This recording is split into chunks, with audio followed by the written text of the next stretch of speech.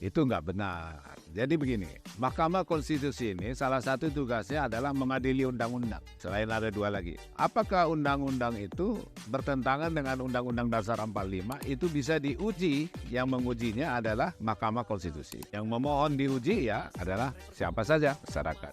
Dalam hal ini ada permohonan menguji pasal 169 Undang-Undang Pemilu yang mengatur persyaratan capres dan cawapres. Yang diuji itu adalah huruf Q pasal 169, yaitu usia itu paling rendah 40 tahun.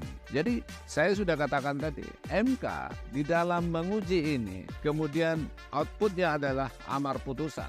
Boleh nggak menambah frasa norma?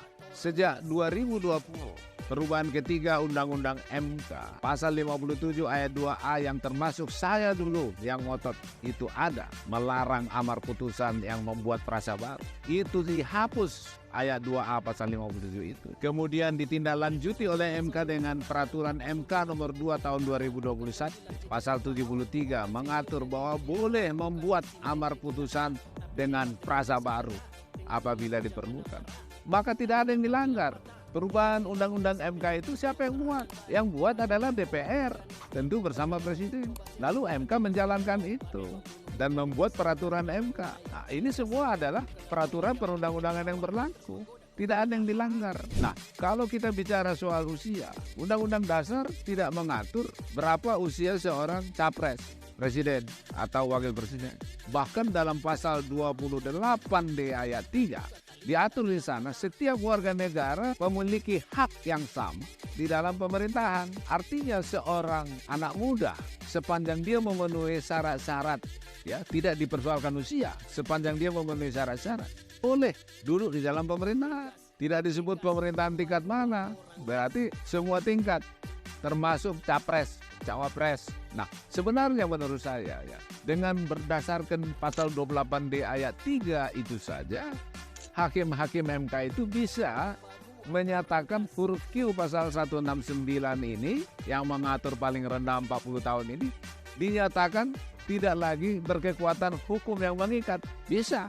Tetapi hakim MK yang punya kewenangan tidak mengambil langkah itu. Yang diambil adalah rumusannya huruf Q tetap atau. Nah, jadi opsional atau yang pernah atau sedang menjadi kepala daerah yang dipilih oleh rakyat. Kan kira-kira gitu. Gitu? Nah, jadi di dalam pasal 24C ayat 1 Undang-Undang Dasar 45 tegas diatur di sana putusan MK itu final. Tidak ada yang bisa banding atau kasasi, final dan mengikat. Itu berarti apa yang diputuskan MK, putusan nomor 90 MK itu final dan mengikat. Otomatis mengikat seluruh rakyat. Itu berarti huruf Q pasal 169 Undang-Undang nomor 7 tahun 97 tentang pemilu itu otomatis berubah. Dan itulah menjadi dasar KPU untuk menetapkan capres-cawapres sesuai prosedur usulan daripada partai-partai politik. Ya, jadi nggak ada yang cacat itu, nggak ada masalah. Semua itu sudah sesuai dengan hukum, on the track. Saya ingin tahu siapa sih yang bilang itu cacat hukum.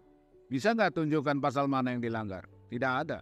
Kalau soal cacat etik, saya tadi sudah jawab, ya toh? Karena ini mengadili norma yang mengikat seluruh rakyat. Jadi tidak ada relevansinya di sini konflik interest karena ada hubungan ketua MK amannya Gibran, ya. Apalagi Gibran tidak ikut-ikutan di dalam mengusulkan ini. Kalaupun ada namanya diikuti di berkas, nah itu kan bisa-bisa saja karena dia mungkin menjadi idolanya orang itu.